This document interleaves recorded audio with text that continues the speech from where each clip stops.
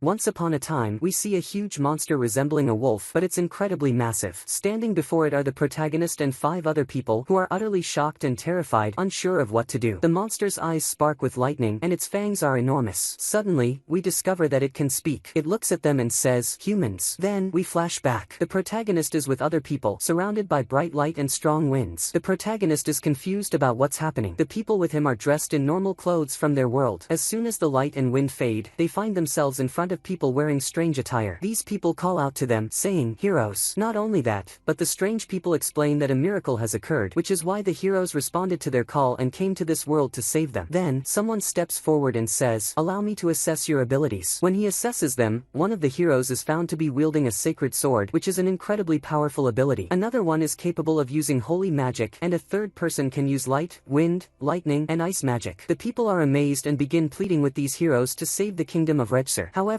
our dear protagonist is standing all the way at the back, unnoticed by anyone, and his abilities haven't been evaluated. While watching everything, he deduces that he was summoned to another world as a hero to save it. At that moment, the man evaluating abilities finally notices that there's another hero. He approaches to assess his ability, and that's when the shocking revelation happens. The protagonist's name is Makuta. He is 27 years old, and his unique skill is online shopping. The man is shocked, Makuta is shocked, and the heroes who came with him are shocked. No one in this new world even understands what online shopping means, and they don't know whether this ability is useful at all. Makuta feels extremely embarrassed, so he asks the man, "Don't I have any other skills?" The man tells him that this is the only skill he possesses. Makuta feels even more humiliated, realizing that the 3 heroes who came with him seem incredibly strong, while he, in contrast, is completely weak. The man tells him that since he was summoned, he must meet His Majesty the King along with the others, even if he has no skills. So, they go to meet the king. The king explains that the Demon King has been attacking the kingdom from time to time. This king is very fat and wears a lot of jewelry. He asks the heroes to help protect the kingdom by defeating the Demon King. Then he tells them that the Demon King is the only one who knows how to send them back to their world. One of the heroes responds confidently, saying they won't allow the Demon King to make the people suffer and that they will fight him. However, unlike the others, the protagonist feels that something is off. So, he steps forward and tells the king that he doesn't think he's actually a hero because his skill is completely useless. He adds that if he stays with them, he'll only cause them trouble and get in their way. The king gives Makuta 20 gold coins and lets him leave. Makuta takes the money and walks away, but he has no idea if this amount is a lot or little in this world. As he walks through the streets, people keep staring at him because his clothes are completely different from what they wear. He tells himself that as long as he's dressed like this, he'll always stand out as suspicious. So, he decides to buy new clothes before doing anything else. He finds clothes more suitable for this world, buys them, and then begins exploring, gathering the information he needs. He starts looking for a place to stay and eventually finds a room. The first thing he says to himself when he's alone in the room is that he's glad he didn't rush into becoming a hero and fighting. He also tells himself that the king was very suspicious, and the fact that he was covered in jewelry makes him feel even more uneasy. Because of this, he decides that the first thing he needs to do is leave the kingdom of Recap and go to another country. Then, he sits down and wonders if he can open his status screen like in manga and anime. He says, "Open status," and sure enough, a screen appears in front of him displaying all his details. Makuta is level 1, his skills include appraisal, and he has an item box. His unique skill is online shopping. He tells himself that thanks to the item box, he won't have to carry a lot of things while traveling. However, he doesn't know how to activate his online shopping skill. So, he tries saying, "Oh, online shopping, appear," but nothing happens. Then, he taps on the words, "online shopping," on the screen, and suddenly, it transports him to an online shopping page filled with tons of products, all from his original world. But he's only allowed to pay with the currency of this new world. He decides to test it by buying a bottle of water and some food. The system asks him to pay first, just like normal online shopping, but he doesn't know where to put the money. So, he takes the money from his pocket and carefully places it against the screen. And it works. The screen absorbs the money, and as soon as the order is confirmed, a box suddenly appears next to him at lightning speed. Inside the box are the items he just purchased. Makuta tells himself that his skill isn't a combat skill, and it's a good thing the officials don't know what it really is. He also realizes that as long as he has this skill, he will never go hungry. Not only that, he could make money from it too. Makuta tells himself that there's no reason to stay in this suspicious kingdom anymore. He asks around for the nearest country to Recap, and people tell him there's a place called Keels, from which he can cross the border. Makuta heads to the area where travelers board carriages. He finds a ride on a horse-drawn wagon and sits next to a merchant. Makuta asks the merchant, "What do you trade in?" The merchant replies, "Soap." He also tells Makuta that soap is considered a luxury product. Makuta is surprised that the merchant doesn't have a lot of bags, so he asks if he has an item box to store all his soap. But the merchant tells him that all his soap fits in his small backpack, and that very few people own an item box, only about 1 in 1,000. Makuta wants to learn more about this world, so he asks about the the appraisal skill. The merchant tells him that appraisal is a skill everyone dreams of having, but unfortunately, it's only possessed by heroes from other worlds, a few guilds, and certain nations. He also explains that appraisal is not a skill just anyone can obtain. The merchant then asks Makuta, "Why are you traveling to Keels?" Makuta replies, "I want to cross the border to another country." The merchant responds, "That's the best decision you could make. The kingdom of Redsur is full of problems." And he also tells him to travel quickly because he has heard rumors that they are going to close all the borders and ban travel. When Makuta arrives in Keels, he learns from the people that the borders have been closed to prevent anyone from escaping the country. Since when people flee, the number of soldiers in the army also decreases. Since travel is banned and the roads are filled with monsters, and Makuta needs to travel but is clearly weak and won't be able to defeat the monsters alone, he hires adventurers to protect him on the journey. However, because of the travel restrictions, the cost is much higher and he has to pay 8 gold coins. This is when Makuta meets Werner, who is the leader of the adventurer party that will escort and protect him until they reach the kingdom of Verna. Werner introduces Makuta to the rest of the team, which consists of Vincent, the swordsman, Rita, the scout, Ramon, the mage, Franca, the healer. They begin their journey, and when they stop at an inn, Makuta cooks for them. He brings food from his own world and prepares it for them in their world. The moment they taste it, they absolutely love it, saying they're glad they accepted the job of escorting Makuta. As they continue traveling, whenever they encounter any monster or danger, they eliminate it immediately. Makuta keeps cooking for them using ingredients he buys online from his world, but he doesn't let anyone know about his ability because he is afraid. One time, he cooks them soup, and when they eat it, they all become silent. He thinks they don't like it, but suddenly, in unison, they all start asking for more. They also say that the food makes them feel incredibly energized and stronger. Makuta thinks they might be exaggerating, so he uses appraisal on Rita. To his shock, her stats actually increase just from eating his food. This is when Makuta realizes the true value of his skill in this world. At the same time, something huge is following them from behind, watching them. We don't know what it is. The group continues their journey, and then suddenly, they encounter a wild boar. But since they are highly skilled adventurers, they take it down instantly. They take its horns to sell and start cutting up the meat, but there's too much of it. They say it would be a waste to leave it behind. Makuta suggests storing the meat in his item box, and they agree and thank him. At night, Makuta grills the meat, but he seasons it with spices from his world. When they eat it, they lose control and are completely amazed by the flavor. As Makuta is talking with them, they suddenly stop speaking, their faces frozen in fear as they stare behind him. Makuta turns around and sees a massive wolf-like creature with red legs and sparking eyes. Suddenly, the creature speaks and says, "Humans, give me some of that meat you're eating." Makuta quickly offers the creature all the meat he just cooked, and the creature devours it instantly and asks for more. Makuta then grills more meat with the same seasoning, and the creature eats it just as quickly and demands even more. So Makuta keeps cooking, and this continues until the creature is finally full. At that moment, the creature looks at Makuta and says, "I can't believe I'm doing this over just some meat." Makuta doesn't understand what it means. Suddenly, the creature says it will form a contract with him. Makuta is confused, and when he looks at the adventurers, he sees them hiding behind a rock in fear. Why did he even hire them, then? Makuta doesn't want to accept the contract, but he is terrified of the creature. Every time he tries to refuse, the creature bares its fangs at him. When Makuta looks at the adventurers, they all plead with him to just agree and end this. So, he agrees. The creature places its head against Makuta's forehead, and the contract is formed, though its details remain unclear. Then, the creature tells Makuta, "I will accompany you on your journey. In exchange, you must feed me 3 times a day." Makuta is left speechless. How is he supposed to feed this massive creature 3 times a day? Where is he going to get all that food? And most importantly, what does he even gain from this deal? After making the contract, the creature asks Makuta to give him a name. Makuta says, "I'll name you Pochi," but the creature doesn't like the name at all and says that it lowers his status. Makuta suggests other names, but the creature yells at him because he dislikes all of them. Then Makuta says, "Since you're a Fenrir, how about I name you Fel?" The creature likes the name and agrees that from now on, his name will be Fel. As they walk, people look at them and avoid them because Fel is walking with them. Later, Werner seems uneasy and worried, so Makuta asks him about the reason. Werner explains to Makuta that they will definitely reach a checkpoint at the borders of another country, and since Fel once destroyed an entire town on his own, it will be difficult to let him enter. Even if Fel passes the checkpoint and they all get in, people inside the town will be terrified of him. But Fel tells them not to worry and that he will destroy anything that stands in their way. That's exactly what they don't want, dear Fel. Later, Fel asks Makuta for lunch and specifically for meat, but Makuta tells him that if he wants to eat meat, he should go hunt because he has run out of it. Fel goes hunting, and Werner and the adventurer team are amazed that Makuta can command such a terrifying creature like Fel. A little while later, Fel returns with a simple catch. Werner approaches it, looks amazed, and tells Makuta that this is a rock bird, a B-rank monster, and that he isn't sure if he and his team could even fight such a monster. Ramon says that its claws and beak sell for incredibly high prices. Makuta offers them the monster in exchange for cutting it up, allowing them to take the beak and claws. Makuta then starts cooking for them, seasoning the meat properly for bird meat. He gives food to Werner and his team first, telling Fel that he has to wait until the end because he eats too much. Makuta then prepares prepares tons and tons of meat for Fel. As expected, the entire team eats just a little, while Fel devours the whole rock bird on his own. They continue their journey until they reach the kingdom of Venon. There, they use a spyglass and see the soldiers in a state of readiness, running back and forth in fear. Werner tells Makuta that they are reacting this way because they are afraid of Fel. Werner suggests that he should go first to reassure the soldiers, and then the rest of the team, including Fel and Makuta, can follow. Werner goes ahead and successfully convinces the soldiers to talk to them first. Later, the rest of the team, Makuta, and Fel approach the gate. All the soldiers are terrified, gripping their weapons tightly, watching the legendary creature. The commander asks Makuta, "Are you really contracted with this creature?" Makuta confirms, saying, "Yes, I am." The commander responds, "Alright, that's fine and all, but if this creature enters the town and does anything reckless, you will be." Before he can finish, Makuta interrupts him and asks Fel, "Are you going to harm them?" Fel replies that he is a legendary creature with intelligence and can distinguish things properly, and he won't hurt anyone as long as no one harms them. The commander allows them to enter the kingdom of Venon. Makuta warns Fel not to cause any trouble because he will be held responsible, even threatening that if Fel misbehaves, he will be banned from eating. Meanwhile, Werner reassures the commander, saying that he has spent a lot of time with Fel and that during all that time, he was completely normal and never attacked anyone. Rita also tells the commander that Makuta has complete control over Fel and even orders him to hunt. To enter the kingdom, they all need guild cards. Everyone has one except Makuta, who hasn't joined any guild yet. He has to pay 7 silver coins, 5 for himself and 2 for Fel. Werner tells Makuta that if he had a guild card, he wouldn't have to pay anything at all. As soon as they enter the kingdom, Werner warns Makuta that the king will soon hear about Fel's arrival. Makuta doesn't want to draw attention and says that he doesn't plan to stay in this kingdom for long anyway. He tells Fel that they will travel the world. Then, he thinks to himself that he will explore this entire world, move around, and earn money from his online grocery store. Werner then suggests that Makuta should register with either the Merchant Guild or the Adventurer Guild. Makuta is unsure which one to join, but Franka tells him that he can actually register with both without any problem. After a while, a strange man blocks their path and starts telling Makuta that he is a servant of a very wealthy man. That rich man heard about the contract between Makuta and Fel, so he wants to host them at his mansion. Makuta tries to decline politely, but the man keeps insisting. However, our legendary creature and dear Fel intervenes, scaring the man and saying a firm and frightening no. The man panics and runs away. Werner then says that Fel is incredibly strong and that almost no other creature can stand against him except the legendary dragon, which is why everyone is interested in him. Fel confirms this, saying that he actually fought a dragon 400 years ago. With that, Werner and his team complete their mission, having escorted Makuta to the Merchant Guild. Makuta signs to confirm that they have finished their task, thanks them for all the delicious food he cooked for them, bids them farewell, and they leave. Makuta and Fel also move on. Makuta tells Fel that he must keep hunting to eat, and then they can sell the valuable parts of the monsters he hunts to earn money. Fel, the big eater, agrees, saying that as long as Makuta cooks him delicious food in the end, that's all that matters. They arrive at the Merchant Guild, where everyone is terrified of Fel. There, the receptionist explains to Makuta that the Merchant Guild does not belong to any kingdom. She tells him that there are 5 ranks in the Merchant Guild, and the annual fees, as well as the type and scale of trade, are determined by rank. She asks him what kind of trade he intends to do. Makuta says he wants to be a traveling merchant and might open a food cart later. The receptionist tells him that the lowest rank, iron, would suit him best. Makuta registers as a traveling merchant and receives a guild card. Before leaving, Makuta asks the receptionist if they buy goods there. She says yes, so Makuta tells her that he will return tomorrow with his goods to show her. Makuta rents a room, and since Fel is starving, he starts cooking for him. He prepares each meat slice with a different seasoning and asks for Fel's opinion. Fel is amazed that the same meat can taste so different. Fel ends up liking the garlic seasoned meat the most, but Makuta worries that garlic might have a bad effect on him, like it does on cats and dogs. So, he uses his appraisal skill and is shocked to see that Fel is unbelievably strong. However, the only thing Makuta can truly perceive about Fel is not his strength but his insatiable appetite. Makuta craves rice, so he prepares some for himself, but Fel insists on tasting it. He keeps saying, "Let me taste it." The moment he does, fireworks explode in his mind from how much he loves the rice. He says he never once thought that these grains could be eaten and taste this good. And so, Makuta's long day comes to an end. He has accomplished his goal of entering the kingdom of Venon and registering with the Merchant Guild. He is about to sleep but then gets up, deciding to prepare the goods he wants to sell first. Makuta opens his online shop. The next day, he returns to the receptionist at the Merchant Guild and presents his goods. We don't know what they are yet, but the moment she sees them, she becomes extremely serious and quickly takes him to the guild master's office. Makuta has no idea what is going on. There, the guild master inspects the goods, and it turns out they are salt and black pepper. Spices in this world are incredibly expensive, like treasure. The guild master asks where Makuta got them, but of course, Makuta doesn't tell him he bought them online. Instead, he lies and says he purchased them during his travels. Suddenly, the guild master offers 14 gold coins. Makuta is shocked, especially since he bought them for only 10 coppers. Makuta is so stunned that he stays completely silent. The guild master thinks this means the price isn't good enough, so he increases it and says, how about 15 gold coins? Makuta is even more shocked. The guild master raises the price again, saying 16 gold coins. Makuta remains speechless, so the guild master raises it once more to 17 gold coins,